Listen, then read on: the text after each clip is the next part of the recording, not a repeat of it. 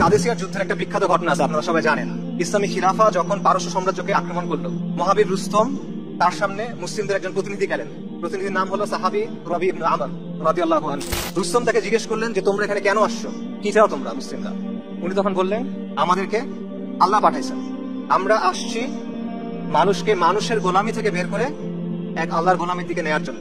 আমরা আসছি মানুষকে দুনিয়ার সংকীর্ণতা থেকে বের করে দুনিয়া এবং আখিরাতের প্রশস্ততার দিকে নেওয়ার জন্য। আমরা আসছি ধর্মের অন্যায় এবং অবিচার থেকে মানুষকে দ্বীন ইসলামের আদল এবং ইনসাফের দিকে আনার জন্য। আল্লাহ আমাদেরকে পাঠাইছেন তার দ্বীন সহ, যেন সমগ্র মাখলুকের কাছে আমরা এই দিনের দাওয়াত নিয়ে যাই। এই জন্যই সাহাবায়ে কেরাম পুরো বিশ্বে দাওয়াত নিয়ে ছড়ায় পড়ছিলেন। আজাদির আন্দোলন হলো ওই আন্দোলন যেটা এই জমিনের মুসলিমরা শুরু থেকে করে আসতেছেন, এবং এই আন্দোলন এখনো শেষ হয় নাই। এই জমিনে মুসলিমদের হিস্ট্রি যদি আপনি দেখেন তাহলে দেখবেন ক্রমাগত এখানে দুয়াত আসছেন, ক্রমাগত এখানে ওলিয়া উলিয়ারা আসছেন, ক্রমাগত এখানে মাশায়েখরা আসছেন, এবং তারা এখানে মুসলিম মানুষের পক্ষে দাঁড়াইছেন। তারা এখানে কুফরি এবং শিরকি শক্তির বিরুদ্ধে প্রতিরোধ গড়ে তুলছেন, দাওয়ার কাজ করছেন, ইসলার কাজ করছেন, জিহাদের কাজ করছেন, এবং এই কন্টিনিউয়াস একটা ধারা আপনি দেখবেন চলমান। আমি মনে করি এইটা হলো আমাদের আজাদির আন্দোলন, কারণ আজাদির অর্থ হলো মুক্তি, রাইট? তো মানুষের মুক্তি কখন আসে?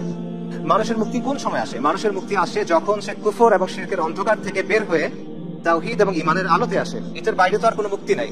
এটার বাইরে দুনিয়াবি সেন্স অনেক মুক্তি আছে, কিন্তু আলটিমেট যে সেন্স, চিরন্তন যে অর্থ, সেই অর্থে মুক্তি তো এটাই। এই জন্যই বারবার এই ভূমিতে মুজাদ্দিদগণ আসছেন, দায়ীগণ আসছেন, মাশায়েখগণ আসছেন। এই জন্যই তো তারা কাজ করে গেছেন। এটাই হলো ওই ধারা, এটাই হলো ওই সিলসিলা যেটার কথা আমরা বলতেছি।